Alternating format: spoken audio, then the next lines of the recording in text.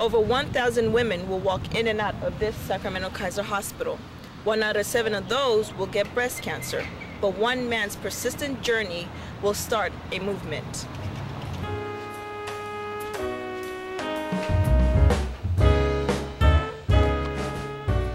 So what is the breast cancer trend right now?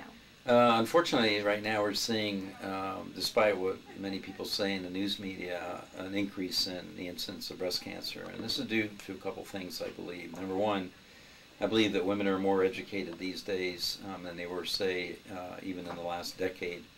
They're certainly a lot more empowered than they were. In addition to that, we're also doing a lot more screening because the women are demanding that, and which is actually the right thing to ask for, is that they be screened annually with mammograms in the age-appropriate groups. And the technologies that we have for detecting breast cancer are also improving significantly. So it's a combination of these factors that I think are appearing to show an increased trend in the numbers of cancers that we see. There have been some advances in the treatment of cancer so that women who are diagnosed today have a longer life and a better life than if they were diagnosed 15 or 20 years ago. But unfortunately, it's sad to say that the actual mortality rate, the death rate from breast cancer, has changed very little in the last 50 years. What is the global journey for the stamp? The global journey for the stamp stems from the original idea that we started back in 1996 when I went to Congress and asked them to authorize the Postal Service to issue a fundraising stamp because they'd never issued a fundraising stamp before. And of course the Post Office did not want to do that. So I went to Congress for 2 years back and forth lobbying, getting the law passed that authorized the Postal Service to issue the first ever fundraising stamp. Well, that stamp came out in 1998, and since then we've sold 900 million stamps. It's become the highest selling stamp ever issued by the Postal Service, and it has raised over $60 million for breast cancer research. So based on the success of the program that we had here in the United States, about just a little over a year and a half ago, I started expanding abroad and going to different countries under the guise of the global journey. And what we're doing is introducing the same concept in other countries so that they can also raise money for breast cancer research with a stamp of their own. And the Post Office has actually been very kind to me, and they've given me the original design of the stamp, which you see here. So any country that wants to use it for a fundraising mechanism can have that design. And then obviously we translate the language into the various countries' titles. If you had a crystal ball, what do you think breast cancer will be in 20 years?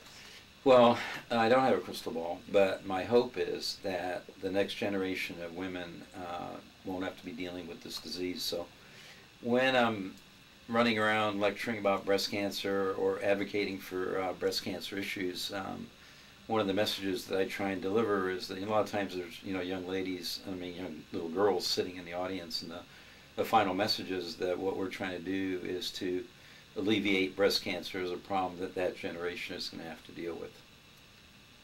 Talk about your nickname. My nickname, Ernie? Taz. Oh, Taz. Where'd you get that? Who told you that? She's been doing a lot of investigative reporting. Actually, Taz, one of my patients gave me that name because I believe I have ADD, attention deficit disorder, because I can't sit still for more than 5 or 10 minutes, so we got to get this interview over pretty quickly. Because I'm scattered all over the place, so I've got a million projects going on, not just my daily work as a surgeon, which I was in surgery all morning today, but I have a clinic, and then I've got all these projects going in about 86 countries right now. And also involved with 4 or 5 biomedical companies that are working on devices related to breast cancer detection and so on. So kind of all over the wall, and that's where the word Taz came from. What other avenues has the stamp or the picture of the stamp taken? I know the MasterCard. Oh, yes. Actually, we have a whole line of products that the stamp is embossed on in various forms, such as a debit card. We have a selection of wines that carry the logo of each of the sales of these items goes back into our fund to help us go around the world and introduce the stamps. You were faced with cancer. Yes, I was. About 7 years ago, I had prostate cancer myself, and I was 49 years old, and it was, actually, to be honest with you, it wasn't that big a shock to me because for 30 years I've been telling people they've had cancer. So when I was told I had cancer, it really didn't faze me very much. I just went ahead and did the treatment and back to work. So I do have the distinction of being a breast cancer surgeon that's had prostate cancer. Mm-hmm. Okay. Let's see. Um, can you describe the stamp itself? Yes, actually, thank you for asking. The stamp is a beautiful piece of art. It's drawn by Whitney Sherman, and it's a picture of Diana Artemis. And what she's doing is she's reaching for a bow in her quiver to fend off an enemy of women, because in Greek mythology, Diana was the protector of women. So she's trying to fight off an enemy, which in this case is breast cancer. The right breast has been removed and symbolically replaced with our logo, which is fun to fight to find the cure. But there's a hidden message in the stamp, and that is that the position that she's assuming is also the position for breast self-examination and for mammography. So there's a subtle hint for women to get their screenings done on a regular basis. And if you might allow me to brag for one moment about the power of the stamp.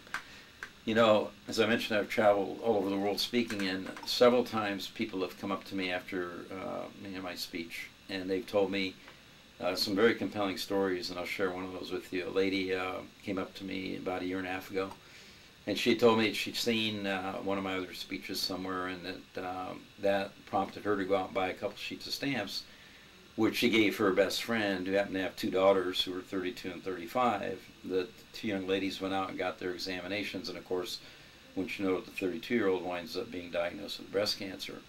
The importance of this is that had it not been for that stamp, neither one of those ladies would have gone for examinations. And the particular cancer the 32-year-old lady had was early cancer, and basically she was treated and cured. Had it not been for that little small piece of paper, she would have been found out to have had cancer for possibly an additional 10 years. Okay. Let's see. So you immigrated to the United States from Hungary in the late 50s. What values did your parents teach you that you use in your daily life? Well, you know, we did escape from Hungary, which was under communist rule at that time, and my father was a physicist, and we were Catholic by religious background, and so that was not tolerated by the communists. And the fact of the matter was that my dad wanted a better life for myself and my older brother at that time. And had we stayed there and remained Catholic and not given up our faith, you know, we certainly wouldn't have, I would have never gone into medical school in a communist country. And so my dad was very courageous bringing the family over. He didn't speak a word of English. I didn't either, by the way, when we got here. And he basically gave up his whole career, which he could have been a very prominent physicist behind the Iron Curtain, so that he could educate his kids. So the big message for me and the sacrifice that my father made for myself and my family is that this is really a wonderful country. It's still a great country of opportunity, and you know, I try to instill that value in my children as well, that, you know, if you work hard in this country, you can accomplish pretty much anything you want.